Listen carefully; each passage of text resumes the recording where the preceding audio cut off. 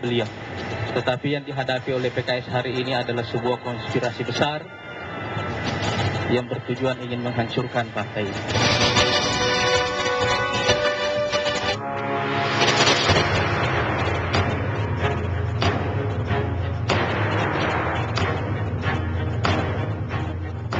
Genderang perang jelang 2014 mulai ditabuh. Suhu politik memanas seiring terbongkarnya sejumlah kasus korupsi yang menyeret elit partai politik. Benarkah ada konspirasi atau partai politik sudah tak lagi peduli rakyat yang diwakili? Lutfi Hasan Ishak memang bukan politisi PKS pertama yang tersangkut kasus korupsi.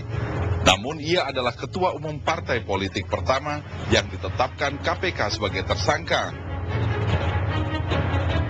Orang nomor 1 PKS ini diduga menjual otoritasnya demi mengatur kuota impor daging sapi di Kementerian Pertanian.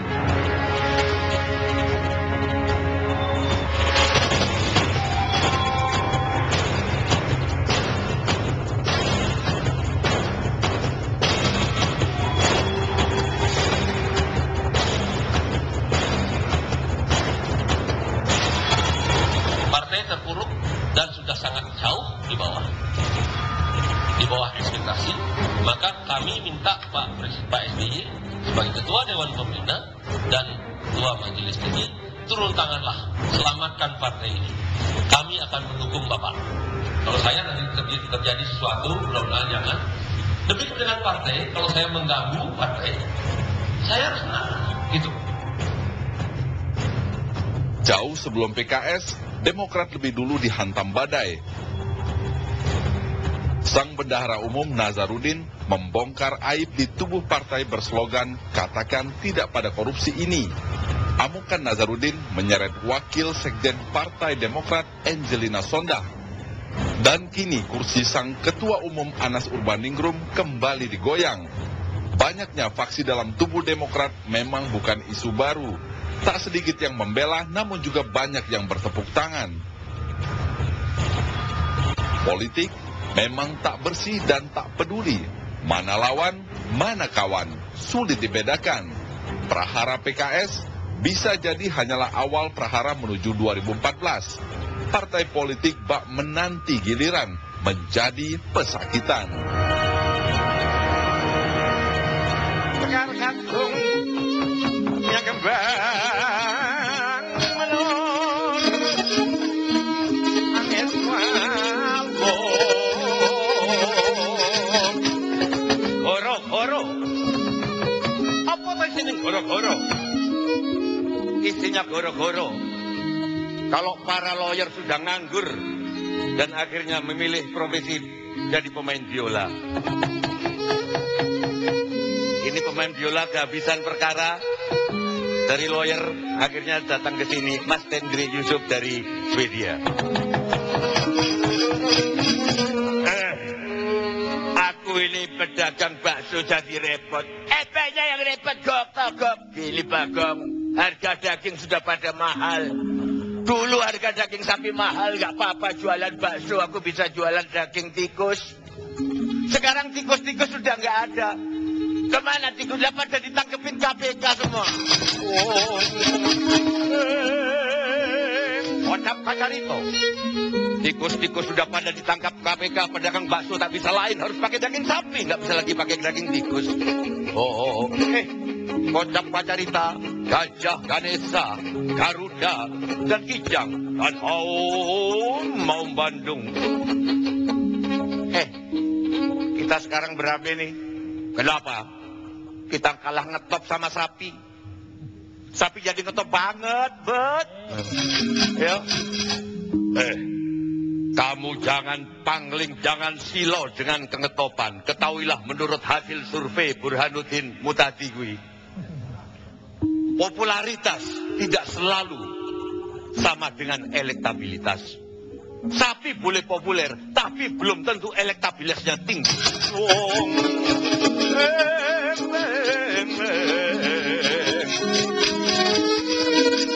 Kocap Kacarito pada zaman dahulu ada penguasa yang sangat berkuasa namanya Batara Guru. alias Batara tanpa tanda jasa. Batara pahlawan tanpa tanda jasa, lah inilah Batara Guru. Batara Guru selain kalau kita perhatikan di bawahnya selalu naik lembu, yaitu lembu Andini. Lembu Andini adalah sapi kekasih para dewa. Ketika itu dipinjam oleh Pandu Dewanata, ayahnya Pandawa. Batara Guru, Batara Guru. Pandu muridku nopo? Istriku Dewi Madrim lagi ngidam. Ngidam apa? Ngidam pengen naik lembu Andini. Oh, ya.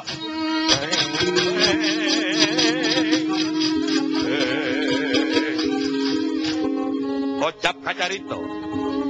Ketika Pandu naik lembu Andini, Pandu menguasai sang sapi Andini. Oh, pada saat itu SD berubah peribahasanya, bukan bagaikan duri dalam daging, tetapi bagaikan partai dalam daging.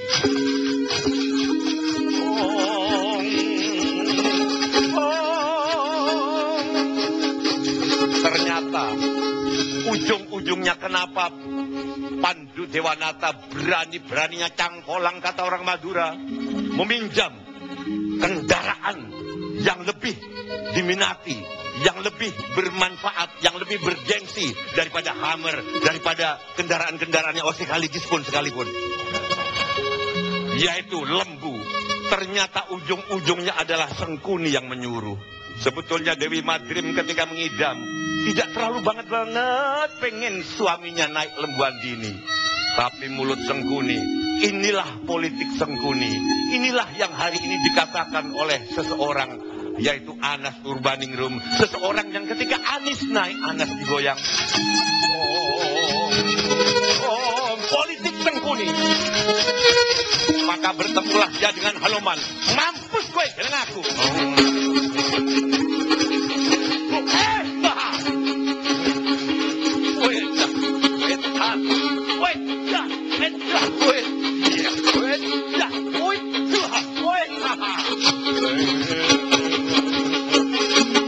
Mana Karni Ilyas sama? Karni Ilyas kemana? Ini harus dibicarakan ini. Apa Numan? Tidak bisa diselesaikan oleh wayang. Mana Karni Ilyas? Karni Ilyas!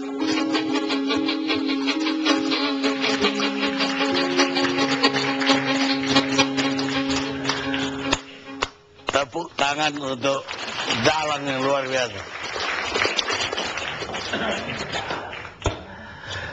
Pemirsa, kita ketemu lagi di acara Indonesia Lawyers Club. Sebuah peristiwa yang sangat-sangat mengagetkan terjadi pekan lalu. Dan mungkin pertama kali di Republik. Ketua partai dijemput ke markasnya, dibawa langsung ke KPK, langsung ditahan, dicekal, dan dituduh.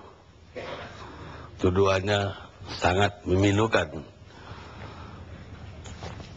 Menerima 1 miliar melalui utusan yang lebih dulu ditangkap bersama Direktur Importir Daging PT Indoguna. Kenapa peristiwa ini menjadi penting? Karena sudah banyak sebenarnya para politikus yang dipenjarakan, ditahan, diadili. Tapi yang kemarin atau Selasa yang lalu ditahan adalah ketua partai dari partai yang sangat-sangat dianggap oleh publik selama ini bersih. Dan dianggap publik partai yang akan membawa sistem di Republik ini menjadi tidak lagi bergelimang korupsi. Kalau tuduhan ini benar, rasanya sudah habis harapan terhadap partai politik yang manapun. Makanya prahara yang terjadi pada PKS, saya namakan prahara PKS, prahara politik keseluruhan. Ketika masyarakat tidak percaya lagi nanti ke partai politik, itu adalah bencana untuk negeri kita. Prahara sendiri berarti amuk, angin ribut, badai, aru biru, huru hara, dalam bahasa Inggrisnya tempest. Dan seorang penyair yang terkenal, William Shakespeare, pernah menuliskan The Tempest. Hell is empty and all that appeals here. Maksudnya neraka sudah kosong, semua setan ada di sini. Mudah-mudahan ini tidak terjadi di Republik kita. Saya ingin kepada Pak Abu Bakar Al-Absi sebagai perwakilan PKS yang ada di ruangan ini, yang saya terima kasih beliau bersedia datang bersama Pak Zulkifli Mansah dari Ketua DPP PKS. Apa tanggapan Bapak terhadap semua peristiwa ini sebagai PKS? Ya. Makasih Bang Karni. Yang pertama, kita harus sadari bahwa kita ini semua manusia. Kita bukan jamaah malaikat, sehingga kalau ada kesalahan itu juga pasti adalah manusiawi. Oleh karena itu, kita dari PKS tidak merasa hal ini kita adalah orang yang paling bersih. Tetapi bahwa kejadian-kejadian seperti ini insya Allah membuat jadi hikmah buat kita, menjadi sebuah titik tolak, pelajaran buat kita untuk lebih baik lagi. Makanya kalau kejadian kemarin itu, mungkin kalau kita bilang musibah, orang pasti bilang mencibir. Kalau kita bilang ini kejadian yang apapun namanya, pasti tidak ada yang enak untuk kita membela. Lebih baik kita menyatakan, kita lebih baik introspeksi diri. Itu yang pertama buat kami. Selanjutnya mari kita membenah. Oleh karena itu kejadian kemarin begitu terdengar, semua tidak ada yang mengerti. Makanya kaget kita semua. Apa? Kok bisa terjadi seperti ini? Tetapi begitu, makanya begitu pidato presiden partai, cuma beda 1 hari saja kita sudah ngambil langkah. Kita tidak akan melihat bahwa sesungguhnya begitu ini kejadian, disebut tersangka oleh KPK, maka kita ngambil keputusan. Langkah perbaikan untuk ke depan. Itu yang kita lakukan. Tetapi mungkin nanti kita akan berbicara banyak lagi hal-hal apa sebenarnya yang terjadi di balik itu semua. Itu Bang Karni. Hal-hal apa yang terjadi di balik itu? Apa itu yang dimaksud oleh Ketua PKS bahwa ada konspirasi di balik ini? Bisa jadi salah satu itu, sungguh pun kita tidak menyasar kepada siapa orangnya atau siapa yang melakukannya. Tapi kita dalam kegelapan, tapi kita tahu bahwa itu ada konspirasi. Tidak mungkin tidak. Buktinya, penangkapan LHI ini satu hal yang aneh. Anehnya kenapa? Maksud saya tertangkap tangannya. Soal kejadian yang belakangan yang udah didata KPK, sudahlah. Kita ikut hukum. Apa yang terjadi yang dilacak oleh KPK, kalau memang benar, ya sudah. Kita terima dan kita akui. Kalau memang fakta hukumnya itu ada. Tetapi ada sesuatu mungkin nanti pakar-pakar hukum akan merasa, kenapa kok kesan konspirasi? Kok begitu cepatnya seakan-akan begitu dikatakan oleh Johan Budi, tertangkap tangan. Nggak ada. Pak Lutfi itu ada di kantor, di DPP PKS, lagi mimpin rapat. Tapi diumumkan, katanya tertangkap tangan, sehingga bisa 1 kali 24 jam untuk diambil. Nah itu. Dan selanjutnya ketika bayangkan, ada beberapa catatan buat saya ketika diambilnya Pak Lutfi itu. Bisa-bisanya datang, dia ambil langsung dengan pernyataan menyatakan penahanan. Tertangkap tangan, ya. Dan selanjutnya juga langsung televisi langsung mengarah kepada beliau. Jadi nampak sekali sudah matang sekali. Nah ini apa?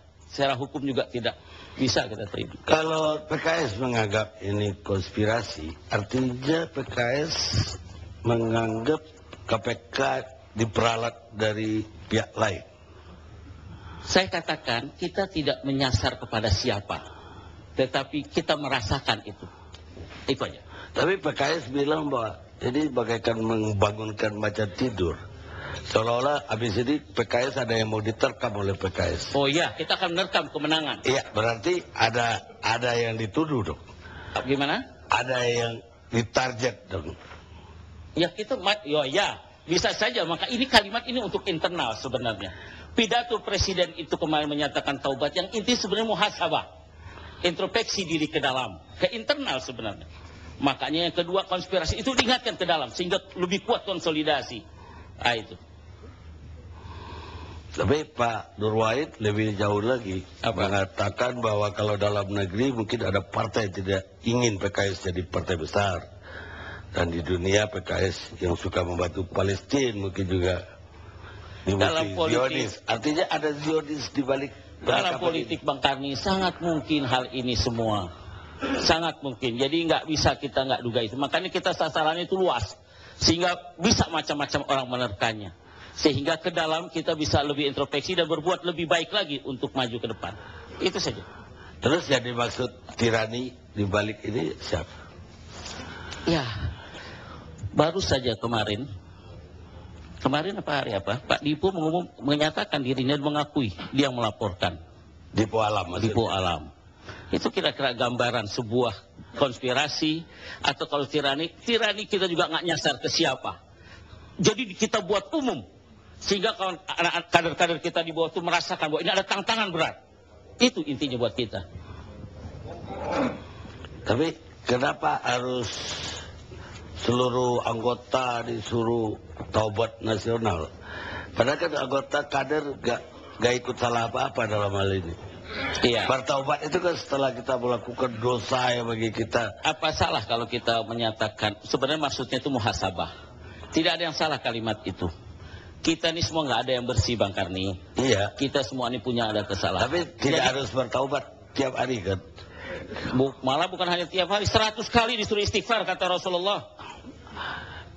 Jadi maksudnya terkait kasus ini maksud saya. Iya, artinya kita daripada kita membela diri, lebih baik yang hal itu kita serahkan kepada masalah hukum Bang Karni. Biarkan dia berjalan berlanjut. Tetapi mesin partai tetap harus berjalan. Itu. Dan Pak Abu Bakar yakin bahwa ini tidak akan merusak untuk pemilih 2014? Secara manusiawi, pasti kita nggak mungkin mengatakan, oh tidak, oh itu bodoh kita. Pasti akan, tetapi kita akan recovery, kita bikin titik tolak. Kejadian kemarin ini, maka kita segera konsolidasi ke semua daerah. Untuk terus menghangatkan semangat kader-kader kita. Bahwa kita perlu ada introspeksi diri dan perbaikan untuk maju ke depan. Itu aja Bang Karni. Baik, kita istirahat sejenak.